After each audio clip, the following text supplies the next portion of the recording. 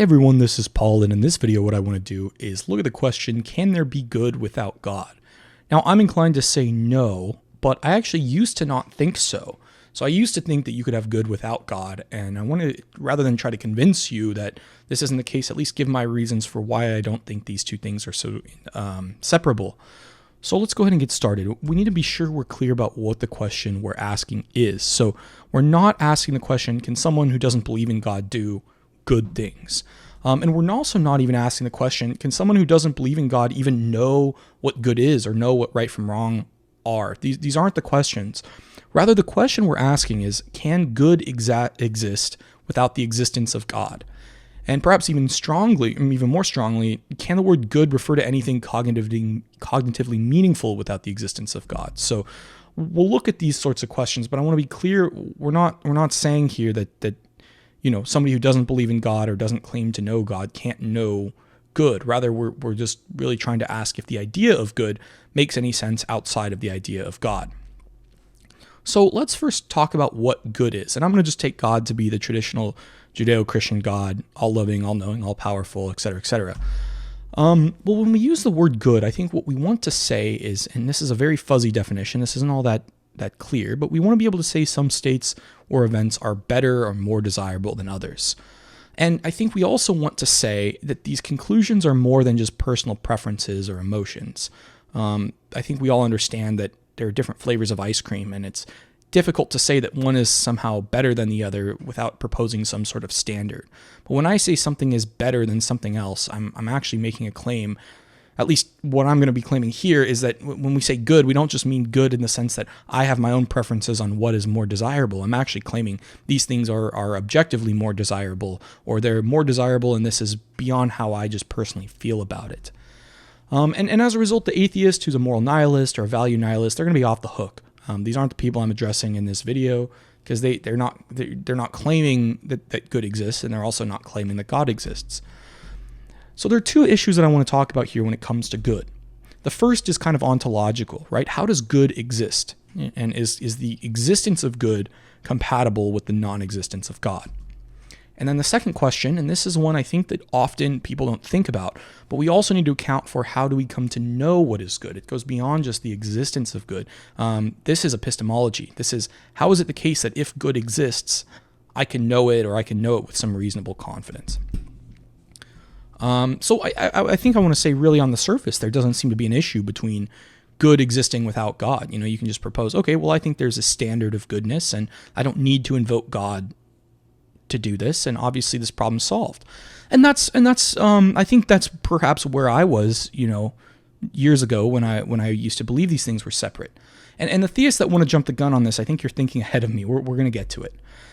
The other thing I want to say, I'm not going to be making this argument from an ontological place. So this would mean, I'm not going to be saying, well, God is good by definition because God is that which is good. And I think that the atheist is likely going to claim that this is some sort of circular reasoning, begging the question in favor of theism. And that would be a fair criticism. So I don't want to go there. You could certainly make this argument, say God is the standard for which is good by definition, but I don't want to go there for this. Rather, I want to explore this question a little bit more deeply without going there. So there are two things we need to talk about in the development of these ideas, and these were some of the arguments that actually changed my view. The first is G.E. Moore's open question argument, which is basically the idea that goodness can't be reducible to any natural property. And what G.E. Moore said in Principia Ethica is basically, if goodness is reducible to some natural property, then you can just substitute that natural property in for the word good, and you don't even need to invoke good. So if good was reducible to some natural thing, you can just use that instead. And this is what Sam Harris does, right? He says human flourishing is good. So whenever we say this is good, we're actually just saying this promotes human flourishing or doesn't. I think that's what Sam Harris wants to do in The Moral Landscape.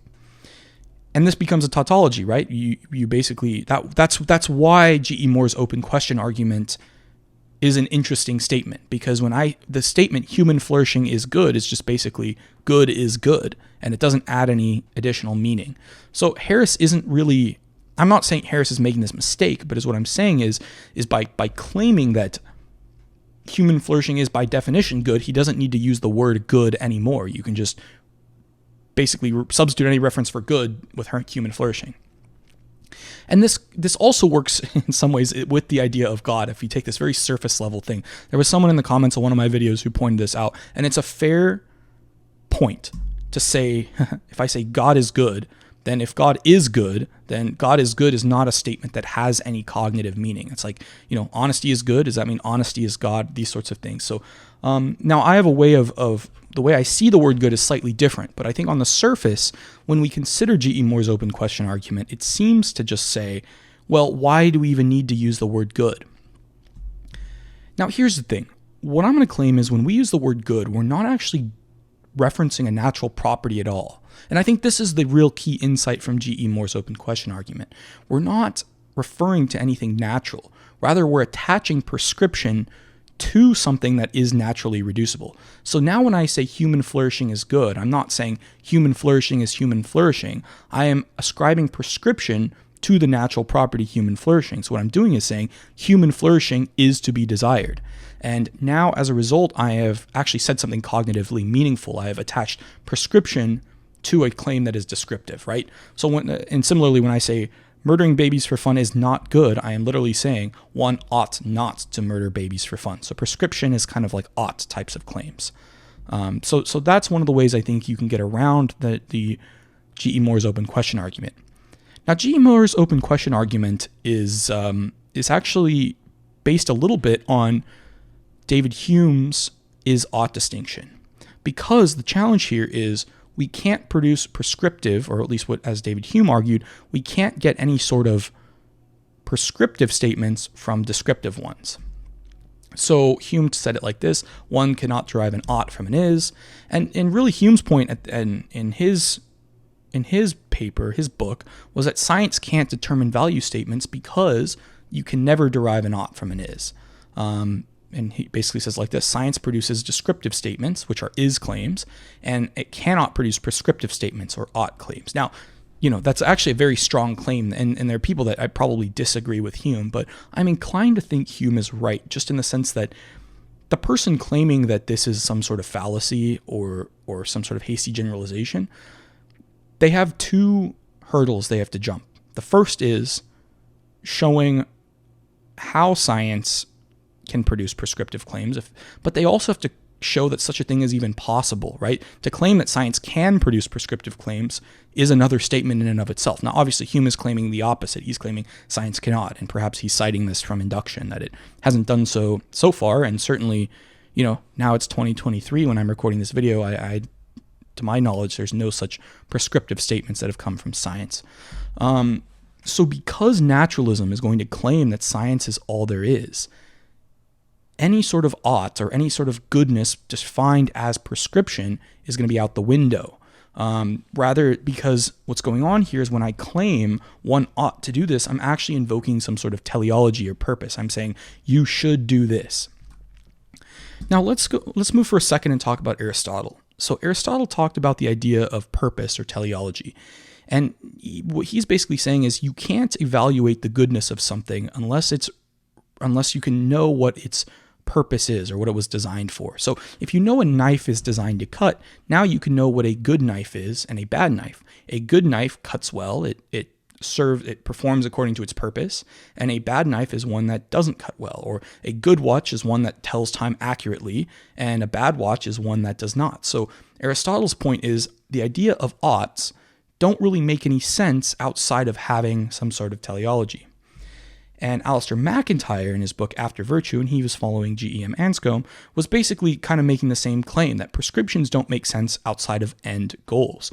And MacIntyre's conclusion was basically like, oh my gosh, we've been doing moral philosophy wrong because we've forgotten this idea of a purpose or teleology. And he made this realization, and then a couple years later became a theist after he wrote his really, really influential book After Virtue, which is definitely worth a read. Pretty dense, but worth a read. So how does this relate to good and God, right? The first question is, when we talk about good without God, God provides a teleology. God presumably exists. he would have made all this stuff that we see for a specific reason. And now we can actually talk about well-functioning stuff. God gets to say, I created humans for this purpose. So a well-functioning human is one that is behaving according to my purpose or the purpose with which I created it for. And a poorly functioning human is one that does not, basically. And then the converse, I think, of this is also true. So if naturalism is true, if God does not exist, then nothing exists for any reason. So there's no reason and there's no teleology. And as a result, this idea of goodness as an objective prescription just doesn't make any sense. If nothing exists for any reason, if everything's kind of a cosmic accident, there's no behaving according to a purpose because the purpose doesn't exist in the first place. Such a purpose, you could argue, one way theists can argue this, is purpose requires a mind, it requires an intentionality behind it. And God has this intentionality, whereas naturalism doesn't. And I think this is the problem for naturalism, or people who are atheists. If you do believe that everything doesn't exist for any reason at all, be careful, because what ends up happening is people try to smuggle in teleological language, like you should or you ought to do this. And this is done while the naturalist doesn't actually believe in the objectivity of their claims. So I can, of course, say, well, a well-functioning human to me is somebody who, treats their neighbors kindly and these sorts of things. But the difficulty is me claiming that thing is objective, or me claiming that that thing is a fact. Under naturalism, there's no such fact that would make such a thing true. At least that's my argument, that you can't just do this. And as a result, it's not objective under naturalism because there's no reference to the purpose it was created for. MacIntyre even goes further. He goes and he says, any trying to change someone's behavior is actually manipulation, because what you're trying to do is get them to align their behavior in accordance with principles that you don't actually believe exist at all. So it's manipulation, and he describes it as others are always means to your own ends. And I think the naturalist who claims good exists without God is actually in many cases invoking some sort of double standard here. So people who reject or are otherwise unconvinced by arguments for God hopefully have reasons for this. And what matters, of course, is what these reasons are. And in many cases, what I tend to see is people claiming a lack of evidence, and the type of evidence that they would admit, according to their own epistemology, is visual, physical, or scientific evidence. But as a result, then I think we can clearly see, based on Hume's is-ought distinction, that goodness or any sort of universal teleological statements are also out the window. So if somebody is a naturalist and they claim to me that they're not superstitious and they don't believe in anything supernatural, and then they come to me making these teleological claims, I'm immediately going to have that raise a red flag and be like, wait, isn't this incompatible with your own epistemology? Or are you making some sort of special exception? And consider the following too, right? God is much easier to argue than just good, because you have the whole field of natural theology. In theory, the fact that anything exists at all, or that things exist in a way that can be described by reason or mathematics or something, are, presumably provide evidence for God. You could make this argument. But how can we make an argument in a similar way for good or for any of these teleological statements? I think that's a much more difficult thing to argue. Proposing an independent standard of goodness is more difficult than just asserting that there's this, or believing that there's such a thing called God that exists outside of the world and can influence the world. And this is where I hope people who are naturalists can see why, as a theist, it looks like special pleading, where basically if evolutionary debunking arguments debunk our reasons for believing in God, these should also debunk our reasons for believing in good, especially if for the naturalist who doesn't believe anything supernatural, it seems like such good or such teleological claims would have to be supernatural. And also keep in mind that the naturalist is making a teleological claim themselves. They're actually denying that teleology exists, so they're actually making a claim to knowledge. And as a result, I'm going to argue that this a priori rules out any sort of objectivity of good, because they don't believe in any sort of purpose. They're not, what they mean when they're saying the word good is something fundamentally different than what the theist is saying. And I think this is kind of the problem, right? If you're trying to find good outside of the idea of a purpose or an end goal, I think this is where you run into all sorts of problems. Like, imagine somebody asking the question, well, I understand that this move in chess is going to help me win, but is it really a good move, or is it really the best move for me to make? It's kind of like, no, the reason this is the best move is because it is the move that will help you win if your goal is to win. Now, if your goal is something else, then maybe your idea of a best move would be something different. So we can basically structure this as a hypothetical syllogism. Premise 1 is if goodness exists, then teleology exists. Premise 2 is if teleology exists, then naturalism is false. And the conclusion, therefore, if goodness exists, then naturalism is false. And from here, you can say an argument to the best explanation is God is the best explanation for teleology. So you could just kind of substitute that in and say, if goodness exists, then God exists would kind of be a similar way you could structure this argument. Now we move on to the second issue. So let's just suppose that the naturalist or the atheist has gotten around this first issue.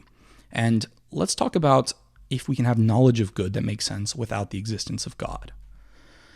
The issue here is that good needs to be able to influence our thinking in some way to actually cause us to come to know what good is. It's not enough to just assert that such thing exists. You actually need to give a plausible account as to how we can come to know these things. So the analogy I like to give is that of a compass. For a compass to work, you need two things. One, you have to have magnetic fields that exist. That's the first issue, or the sort of ontological piece. But then you also need to have the compass having some mechanism of being able to track these fields. This is the second issue. So in order for a compass to work, both the magnetic field needs to exist and the compass needs to have some way of assenting to where the magnetic field is. And similarly, if good exists, not only do we need to account for its existence, but we also need to account for how we can come to know it. And here's where the theist actually has a lot of different options. They can say, okay, well, God guided natural selection for it to, track moral truths. God just created a moral compass directly in all of us. God intervenes on our moral thinking by putting angels on our shoulders or something like this. You have a lot of ways to do this. But if God doesn't exist, it's difficult to see how this is even possible. And I hope the person who's an atheist or an agnostic can see why this looks a little bit like special pleading. It's like you want to have good, but you don't want to have what to the theist is going to look like the best explanation for both goodness's existence and how we come to know it. So here are a few final thoughts I wanted to put out there. One thing people can argue is some things need to be desirable by their own nature or by their own necessity to get around the regress problem, because you could say, well, one ought to care about this. Well, why ought I to care about that? Because this of this, and why should I care about that? So you get this regress problem. Now, theists are going to claim that perhaps God is something by his own nature or necessity that is to be desired. And as a result, when people say God is good, they're saying God is the source of all goodness and that which is to be desired in and of itself. I would say naturalism has the issue of claiming nothing has this property because it is incompatible with the assumptions of naturalism for the teleological reasons I mentioned earlier, whereas a theist can claim otherwise. And as a result, when people ask the question, right, why should I care about God's purpose? It's kind of like asking, well, what should my next move in chess be if I don't care about winning? It's difficult to separate the two. Presumably, you want to win or you want to achieve the purpose or the goal by playing the game.